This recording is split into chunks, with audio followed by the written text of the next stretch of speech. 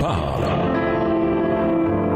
Chaque jour, Charles et Carole vous présentent la leçon de l'école du sabbat.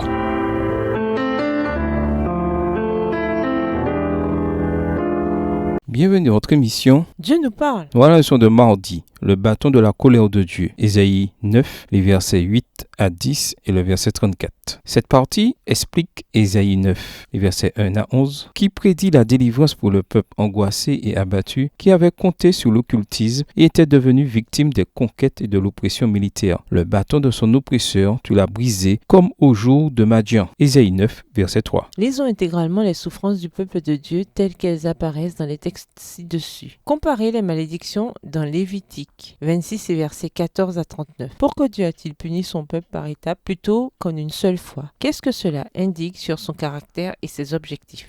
Ésaïe 9, les versets 1 à 5. Le peuple qui marchait dans les ténèbres voit une grande lumière sur ceux qui habitaient le pays de l'ombre de la mort, une lumière resplendit. Tu rends le peuple nombreux, tu lui accordes de grandes joies. Il se réjouit devant toi, comme on se réjouit à la moisson, comme on pousse des cris d'allégresse au partage du butin. Car le joug qui pesait sur lui, le bâton qui frappait son dos, la verge de celui qui l'opprimait, tu les brises, comme à la journée de Madian. Car toute chaussure qu'on porte dans la mêlée et tout vêtement guerrier roulé dans le sang seront livrés aux flammes pour être dévorés par le feu. Car un enfant nous est né, un fils nous est donné, et la domination reposera sur son épaule. On l'appellera admirable, conseiller, Dieu puissant, Père éternel, prince de la paix. Lévitique 26 et versets 14 à 39. Mais si vous ne m'écoutez point et ne mettez point en pratique tous ces commandements, si vous méprisez mes lois, et si votre âme a en horreur mes ordonnances, en sorte que vous ne pratiquiez point tous mes commandements, et que vous rompiez mon alliance, voici alors ce que je vous ferai. J'enverrai sur vous la terreur, la consomption et la fièvre, qui rendront vos yeux languissants et votre âme souffrante. Et vous sèmerez en vain vos semences, vos ennemis les dévoreront. Je tournerai ma face contre vous, et vous serez battus devant vos ennemis. Ceux qui vous haïssent domineront sur vous, et vous fuirez sans que l'on vous poursuive. Si malgré cela, vous ne m'écoutez point, je vous châtierai 7 fois plus pour vos péchés. Je briserai l'orgueil de votre force. Je rendrai votre ciel comme du fer et votre terre comme de l'airain. Verset 20. Votre force s'épuisera inutilement. Votre terre ne donnera pas ses produits et les arbres de la terre ne donneront pas leurs fruits. Si vous me résistez et ne voulez point m'écouter, je vous frapperai 7 fois plus selon vos péchés. J'enverrai contre vous les animaux des champs qui vous priveront de vos enfants, qui détruiront votre bétail et qui vous réduiront à un petit nombre et vos chemins seront déserts. Si ces châtiments ne vous corrigent point et si vous me résistez, je vous résisterai aussi et je vous frapperai 7 fois plus pour vos péchés. Je ferai venir contre vous l'épée qui vengera mon alliance quand vous vous rassemblerez dans vos villes. J'enverrai la peste au milieu de vous et vous serez livrés aux mains de l'ennemi. Verset 26. Lorsque je vous briserai le bâton du pain, 10 femmes cuiront votre pain dans un seul four et rapporteront votre pain au poids. Vous mangerez et vous ne serez point rassasiés. Si malgré cela, vous ne m'écoutez point et si vous me résistez, je vous résisterai aussi avec fureur et je vous châtierai 7 fois plus pour vos péchés. Vous mangerez la chair de vos fils et vous mangerez la chair de vos filles. Je détruirai vos hauts lieux, j'abattrai vos statues consacrées au soleil. Je mettrai vos cadavres sur les cadavres de vos idoles et mon âme vous aura en horreur. Verset 31. Je réduirai vos villes en désert, je ravagerai vos sanctuaires et je ne respirerai plus l'odeur agréable de vos parfums. Je dévasterai le pays et vos ennemis qui l'habiteront en seront stupéfaits. Je vous disperserai parmi les nations et je tirerai l'épée après vous. Votre pays sera dévasté et vos villes seront désertes. Alors le pays jouira de mes sabbats tout le temps qu'il sera dévasté et que vous serez dans le pays de vos ennemis. Alors le pays se reposera et jouira de ses sabbats. Tout le temps qu'il sera dévasté, il aura le repos qu'il n'avait pas eu dans vos sabbats, tandis que vous l'habitiez. Verset 36. Je rendrai pusillanime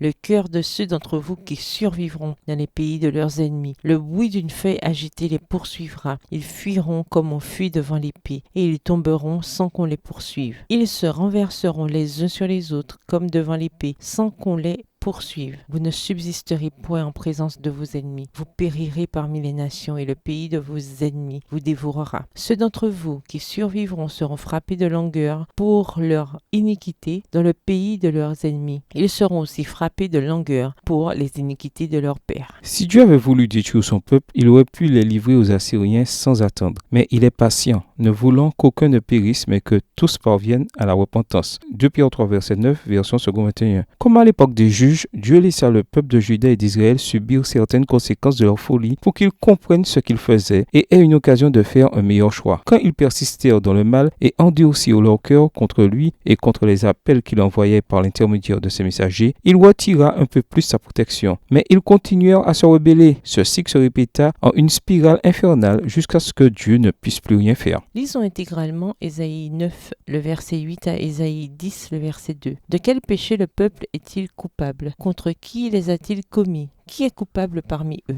Ésaïe 9, verset 8 à Ésaïe 10, verset 2. Tout le peuple en aura connaissance. Éphraïm et les habitants de Samarie qui disent avec orgueil et fierté: des briques sont tombées, nous bâtirons en pierre de taille. Des sycomores ont été coupés, nous les remplacerons par des cèdres. L'Éternel élèvera contre eux les ennemis de Rétsin, et il armera leurs ennemis, les Syriens à l'Orient, les Philistins à l'Occident, et ils dévoreront Israël à pleine bouche. Malgré tout cela, sa colère ne s'apaise point, et sa main est encore étendue. Le peuple ne revient pas à celui qui le frappe, et il ne cherche pas l'Éternel des armées. Aussi l'Éternel arrachera d'Israël la tête et la queue, la branche de palmier et le roseau en un seul jour. L'ancien et le magistrat, c'est la tête, et le prophète qui enseigne le mensonge, c'est la queue. Ceux qui conduisent ce peuple l'égarent, et ceux qui se laissent conduire se perdent. Verset 16. C'est pourquoi le Seigneur ne saurait se réjouir de leurs jeunes hommes, ni avoir pitié de leurs orphelins et de leurs veuves, car tous sont des impies et des méchants, et toutes les bouches profèrent des infamies. Malgré tout cela, sa colère ne s'apaise point, et sa main est encore étendue, car la méchanceté consume comme un feu qui dévore ronces et épines. Il embrase l'épaisseur de la forêt, d'où s'élèvent des colonnes de fumée. Par la colère de l'Éternel des armées, le pays est embrasé, et le peuple est comme la proie du feu. Nul n'épargne son frère. On pille à droite et l'on a faim. On dévore à gauche et l'on n'est pas rassasié. Chacun dévore la chair de son bras. Manassé dévore Éphraïm, Éphraïm Manassé, et ensemble ils ondent sur Juda. Malgré tout cela, sa colère ne s'apaise point et sa main est encore étendue. Ésaïe 10, versets 1 et 2. Malheur à ceux qui prononcent des ordonnances iniques et à ceux qui transcrivent des arrêts injustes, pour refuser justice aux pauvres et ravir leurs droits aux malheureux de mon peuple, pour faire des veuves leur proie et des orphelins leur butin. Le thème qui apparaît ici et qui est présent dans toute la Bible est celui de la réalité du libre arbitre. Dieu a créé les hommes libres. Il le devait, autrement il n'aurait jamais pu l'aimer vraiment. Et la liberté implique la possibilité de faire le mal. Et bien qu'encore et encore, Dieu cherche à nous attirer à lui en révélant son amour et son caractère, il nous permet aussi de subir les fruits de nos mauvaises décisions, c'est-à-dire la douleur, la souffrance, la peur, la tourmente, etc. Tout cela pour que nous comprenions où cela mène de se détourner de lui. Et pourtant, même dans ces situations, il n'est pas si fréquent que les gens laissent le péché de côté pour venir au Seigneur. Le libre arbitre est quelque chose de merveilleux. Sans cela, nous ne serions pas humains. Mais malheur à ceux qui s'en servent à mauvais escient. De quelle manière Dieu a-t-il utilisé la souffrance dans votre vie pour vous détourner de votre mauvaise voie? Ou bien peut-être n'avez-vous pas encore reçu le message? Au revoir. Et à demain si Dieu veut. Dieu nous parle. Chaque jour, Charles et Carole vous présentent la leçon de l'école du sabbat.